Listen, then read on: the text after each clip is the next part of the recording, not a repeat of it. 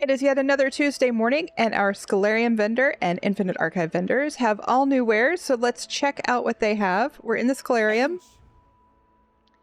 We have 3 new scripts. Bound Affix Script Evasion adds evasion, a buff reducing damage from area effects to a scribe skill when written to a grimoire. Bound Focus Script Shock Damage adds shock damage to a scribe skill when written to a grimoire. Those are pretty obvious, right? Bound Signature Script Assassin's Misery adds improved use of status effects to a scribe skill when written to a grimoire.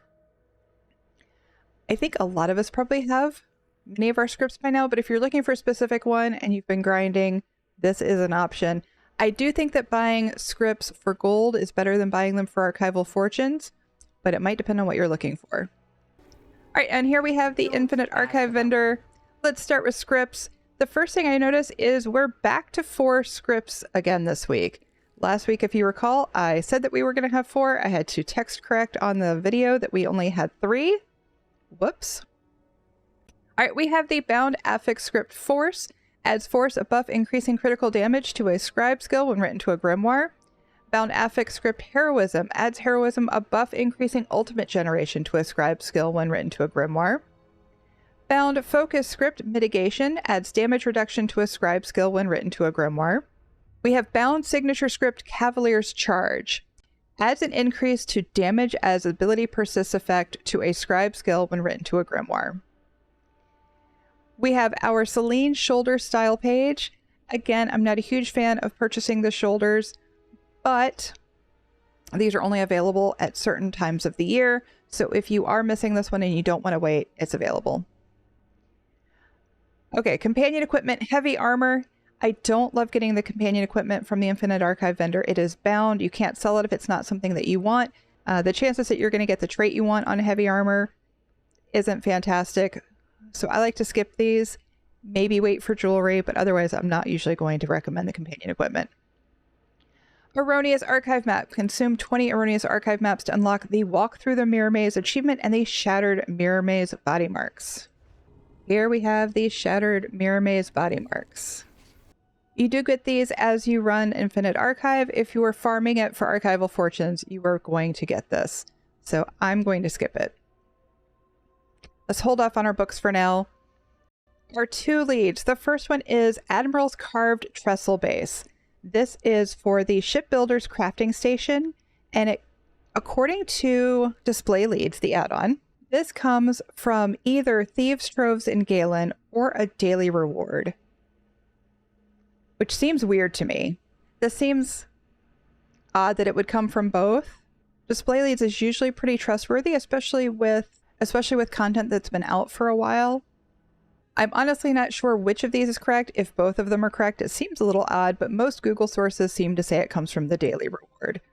If you don't have this yet, or if you are working on Codex, getting 3 copies of a furnishing so that you can just buy it for gold later, this might not be a horrible one to buy. If it is from the daily reward, there aren't as many people in Galen right now doing the dailies. Depending on the time of day that you do it, this might be an option. Our second lead is Rune-Scribed Comb. This one is for the Music Box Glyphic Secrets out of Telvanni Peninsula. This one comes from Bastion Nimic reward boxes. I don't mind the Bastion Nimics. I don't really like being forced to farm the Bastion Nimics. They're kind of long. It's always easier if you have help. Of the leads that I want to farm, this is probably the one I want to farm the least. Okay, maybe not quite that bad, but I do think that this one might be worth buying just to avoid the Bastion Nimics. I think I'd rather do an arc or 2 of Infinite Archive than farm a Bastion Nimic a few times to get a lead. Next, we have our Mummified Elfique parts.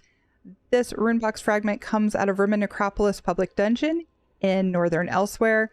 If you don't have it yet, I would honestly go farm it. They have made it easier to get your first runebox fragment from each source per day, with only needing 10 to complete it. That's 10 days of work, right? You're probably going to get one within your first 20 minutes. I would rather farm for 20 minutes in a public dungeon than try to earn 7,000 archival fortunes, but that's just me. Our map this week is the Somerset Treasure Map. Somerset gives us Grace of Gloom, Griffin's Ferocity, and Wisdom of Vanus. However, 2,000 archival fortunes. While we don't have an actual ratio of gold to archival fortunes, because there's nothing really that we can sell, I do believe that the time required to farm 2,000 archival fortunes versus the, I don't know, maybe 200 to get a Somerset treasure map from a guild trader is not worth it. Just buy it from a guild trader, save your archival fortunes for something better. Our first book is House Telvanni Song. This is one of the little kind of waterlogged looking books. This one comes out of Infinite Archive. The eidetic memory is in Telvanni Peninsula. And then Kind Marcher's Strix Journal. This is a larger, thin, waterlogged looking book. This one also drops out of Infinite Archive. The eidetic memory is from Bastion Nimics. Last up, we have Academ's Almalexia deck fragment. This is found occasionally after defeating Herald Seekers in the Telvanni Peninsula and Apocrypha zones.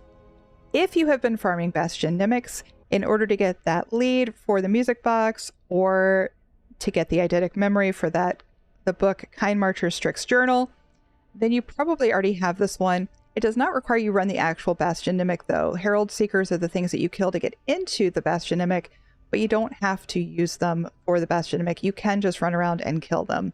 It's not that difficult to get, but you may need a friend to help you kill them. So 7,000 archival fortunes might be worth it depending on what you enjoy doing in the game. All right, let's run an arc of Infinite Archive and see what Overland gear is dropping. We just ran an arc of Infinite Archive, and this week the Overland gear dropping is Malabal Tor. This gives us Salvation, Spinner's Garments, and Thunderbug's Carapace, as well as our DLC zone, Murkmire.